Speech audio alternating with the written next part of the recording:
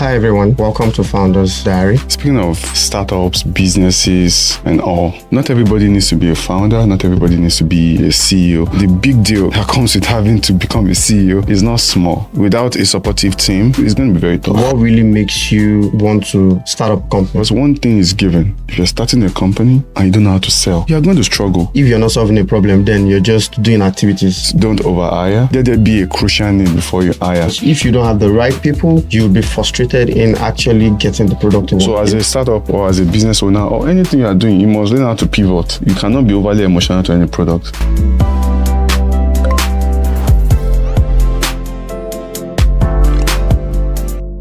Hi everyone, welcome to Founders Diary. Founders Diary is basically an audio-visual series podcast hosted by Trigger Global. Trigger Global is a proprietary investment company with businesses ranging from asset management, digital banking, crowdfunding, lending, and recycling. So basically, the idea behind the podcast is to bring together business owners, CEOs, and co-founders, to talk about their day-to-day activities and speak to their challenges, and also talk about, the strategies that they come up about to resolve those challenges that they face on a day-to-day. So this is the maiden edition of the podcast. We'll be having even more series, and then we'll be inviting, other co-founders to just come speak to their experiences on a day-to-day basis. So with me on this maiden edition is Ayo. Hi, Abayom. Yeah, welcome, Ayo. So thank you. So this is the first edition. So what are we talking about? So for me, basically, I'm looking at us setting the base in terms of what we want to achieve, and then how we want to go about it. Of course, we would have different topics, different discussions, but the idea is to talk about our day-to-day and see how we can come up with strategies to navigate those day-to-day. Yeah, absolutely. Thank you.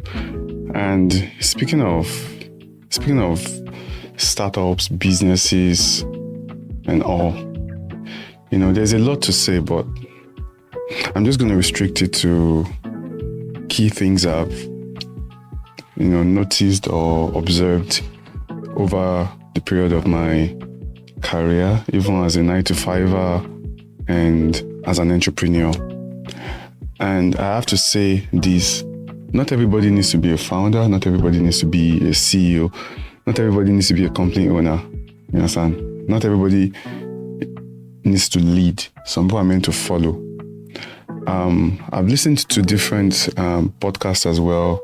I've read different articles where the argument is there are a lot of people who don't even own this company, who don't, they are not owners, they are not co-founders, they are not CEOs, and they are doing very fine. You understand? Your definition of very fine might not be relative, right? But the big deal that comes with having to become a CEO is not small. I mean, I know a lot of people out there will agree with me because it's a big task. You understand? So not everybody needs to be a founder. It is not compulsory. Not everybody because a lot of people, there's this bandwagon about, I want to have a startup, I want to, have a company, and at the end of the day, you struggle, you exhaust your resources, and yeah, that's it. A lot of people don't understand that beyond, owning a company, starting a company, no matter what you show out there has to be something that gives you money. Correct. There has to be something that gives you cash flow. There has to be a way you're making revenue. It might not even be the one that people know, but there has to be something, right? I think a lot of people are saddled with vanity metrics. They are saddled with noise, having to want to show the world that they are doing stuff. That's why you hear people, they raise money, they do X, Y, Z, and then after that you don't hear anything again. Yeah. And the next thing you're hearing is layoff. It's a common practice, and I feel like one of another major issue that startups or new companies face is hiring, building a team. if you're going to go far as a business, your team is like your lifeline. Without a solid team, this is not to say that you're just going to start a company, hire a team and go to sleep. But you need a very supportive team. You need a backbone, you need a pedestal. Yeah. And without a supportive team, or without people who are ready to go on that journey with you, it's going to be very tough. I think I agree with you, but I think I would like us to talk about the first point first, before moving into the hiring, because you're right. So the question is, what really makes you want to start up a company? So, and that's really where the problem is. A lot of people have that drive. They want to start up a company because they have the money. Some people would want to start a company because they want to solve a problem. Some people will want to start a company because they want to be in the limelight. Some people want to start a company because they don't want to report to anybody. So there are different factors. There are different, things that reasons that push people to starting. That push people. So I think I want us to discuss what should be the main or the actual reason for you to start up and say, you know what, I want to start up a company, because that will determine how far the company will go. That will really determine if you are ready for the journey, because trust me, that journey is exhausting. Very. Yeah. I think the foremost reason to start a company is you looking to solve a problem, trying to solve a problem. Not because you have money, not because you're trying to show off. That would be the wrongest reason. Because you're trying to show off. And I think a lot of people are just trying to show off. Yeah, status. I'm a tech bro, I'm a this, I'm a co-founder, I'm whatever, At the end of the day, you're your own CEO, you're not making money, you're not doing well, you're just carrying title, right? So some people are better off, like I said earlier, just working with other people, supporting like the CEO, being the COO, for example, being the CMO, and things like that. Some people are technically sound. They are like, engineers and developers who should not have any business starting a company. Yeah. You understand? Yeah. You're better as a CTO, as the head of engineering, because one thing is given. If you're starting a company, whoever you are, and you don't know how to sell, you are going to struggle. Correct. That business is going to struggle. So let's assume that you are a business owner, you are the only one, and you don't know how to sell. Even if you have a co-founder, at least one of you must know how to sell. Somebody must know how to go out there, because you are the chief marketer. Yes, and a lot of people start the company, then they realize that I'm not sure I have the time for this company. I'm not sure I can sell this company. And everything always looks good to an average founder until you enter the market. Yeah. Yes, and even the problem you're trying to solve, you build that solution, you make it available, you democratize it, and at the end of the day, people are still not coming to you. So you'll be wondering that, but I'm solving a problem. So it's a lot of work. There are a lot of moving parts that comes with, running a company and starting a company. So yes, the foremost reason should be you wanting to solve a problem, but that doesn't even guarantee that you are going to do well. You understand? So there are so many solutions out there. Go and check on Play Store, go and check on App Store. So many apps, so many platforms, dead on arrival. You understand? And this is also speaking from experience, because I've done multiple businesses in my life, right? Yeah. So people want to start big. You understand? Yeah, exactly. You want to start big. So I don't think for any reason, when you're trying to test the market, you should just start extremely big, especially if that market is not very clear. You understand? So, if you have money, you want to start a business, you can also become an investor instead. You don't have to be the one in the forefront. You can just invest in existing or new businesses. So, I think that would be my number one reason for starting a business. Then you have to now follow up with a lot of other moving parts, like the right team, the right target market, stable solution, because when people ask, what's your USP? At the end of the day, beyond, especially if you're in the financial services industry, beyond just you trying to build castle in the air and create different beautiful products, is your platform stable? Absolutely. For me, that's like USP. Are you able to solve the basic problem? Yes. Simple So thing. if it's not working, that's USP in the mud. You understand? No unique selling proposition. So that's anybody listening to this, right? You know, including me, right? I know for sure that before I can say I have a strong USP, my platform must even be able to do the barest minimum, which is where the concept of MVP comes from. Correct. Right? You must have like a minimum viable product that works. Then you now build on it. But we as founders, there's usually this rush and urge generally that, you know, you want to do X, Y, Z and all of that. At the end of the day, less is more. Correct. Right? So just to summarize everything again, you have to be solving a problem. Yeah. So I agree with you. Solving a problem should be the first thing, because if you're not solving a problem, then you're just doing activities, right? Just to move money around. So, and you know, once that is sorted, I think we can go to the next thing, which is having the right people around you. So you talk about team, right? But having the right people, you know, I know of businesses that have failed because they do not have the right people around them. And trust me, as a business owner, you cannot do it alone.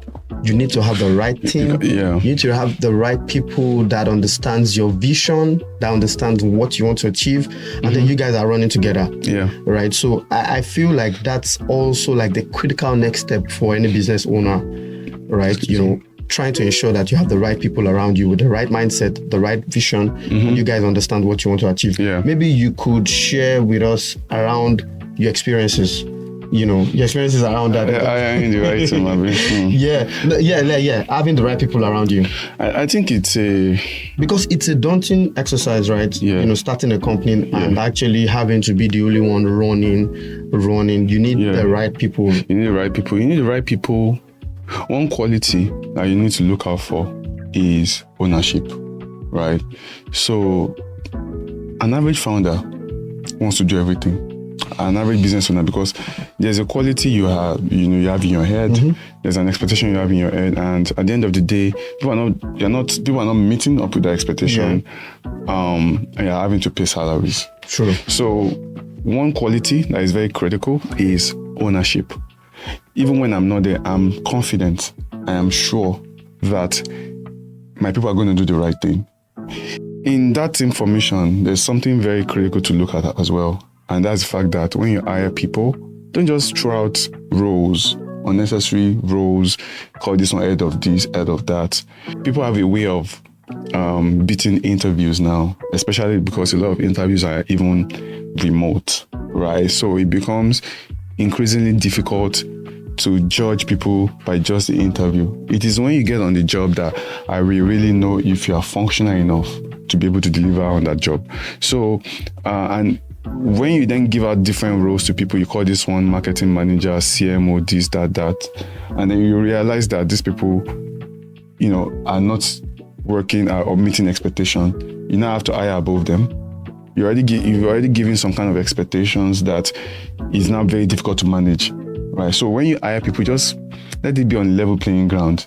Then when I see how you perform, we can now talk about, you know, promotion or, you know, changing the role or increasing salaries and stuff like that. So that is very critical, because if you're not careful, you hire a lot of people, there's going to be a lot of friction, they're not meeting up with expectation, then you have to fire. Don't hire in a hurry. Not every problem needs a human being to come and solve. Yeah. You understand? Some you just need to optimize the existing resources you have. And with AI now, it has made things easy.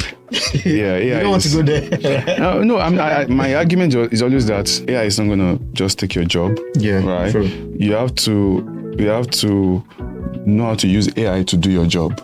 You understand? So, if you are doing stuff before that takes you 10, 20 hours to do, and you're able to use a software that is saving like another 50% of that time, it's better on your side. You understand? It's not as if the AI is going to do the work on it. So somebody still needs to supervise, which is still a human being, right? So I don't think it's going to take everybody's job. That was how the convention was like when the internet also came. People are just going to leverage it to be able to, you know, become more efficient and effective at doing their job. So don't overhire, you know, learn to be lean. Let there be a crucial need before you hire. Then, you know, don't just throw roles out there, then let expectations be very clear. Who is the boss? You understand? I don't care about you saying you're running a flat structure and all of that. Yes, there's a flat structure, but you still know who the boss is, right? Correct. And a lot of people who you hire, everybody has ideas, you understand? Because at the end of the day, you as the owner of a business, you're the one clamoring or looking for money, you're the one looking for the right market, you're the one ensuring that the business does not die, you understand? So when people give ideas, you see people getting angry over their ideas, and yeah, at the end of the day, look at it that, you know, if we get it wrong, Yeah. you understand, you're probably going to leave my of course, my company and go look for another company, but I'm still here, you understand? So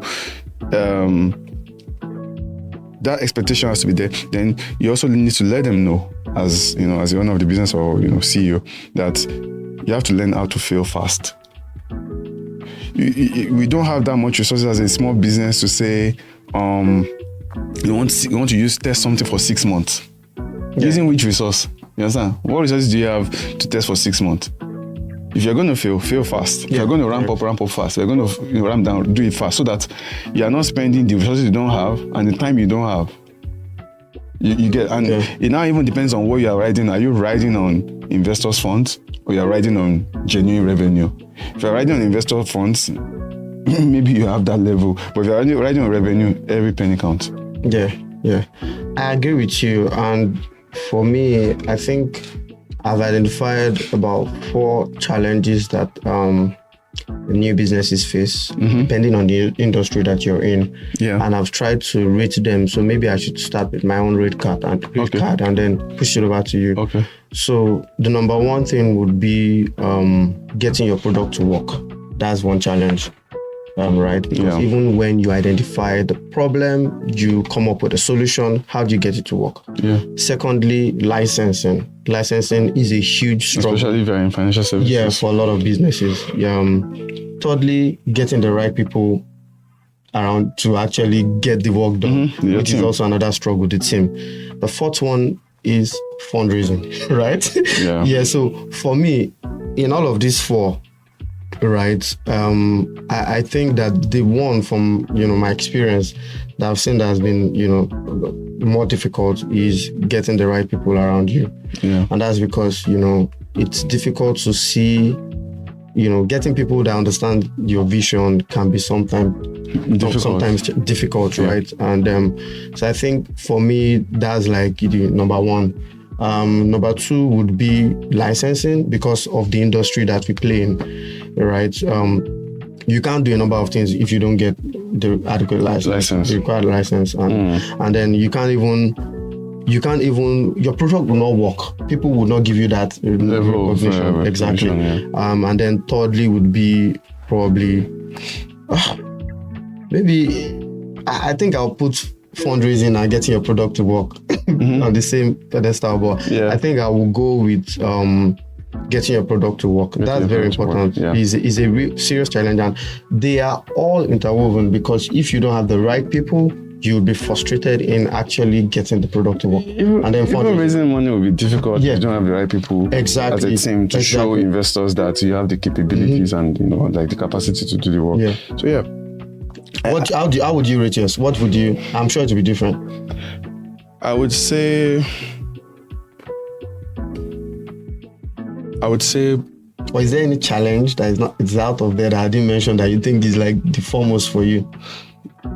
Well, it's still the product. Okay. Yeah, because for you to raise money, for you to get the right team, the right team has to plug into a vision. Yeah. The investors have to see something that you're building. It might not be out there, but there has to be a convincing product and a compelling narrative for you to say, you want people to join you. If people are not joining you because they don't believe in your product, you can't get angry now, because you have to go and maybe re-engineer or re-evaluate. Yeah, sure. So you can't get angry. So if people are not also investing, maybe it's not compelling enough. And because I don't want to go too far, but if an investor is saying no, doesn't mean your product is also not good. Sure. So I think the product is very critical, because that is like the bedrock of every other thing. Without the product, nothing is going to work. You understand? Because you can't build a team on nothing. You can't also be building or collecting money on nothing. Sure. What I want to say in addition to this is to avoid, there's this term I learned from Y Combinator, tap it. I'm not sure I can remember the spelling, but tap it. So that tap it is such that when you start a business, when you start a company, you become emotionally attached to that product. Yeah.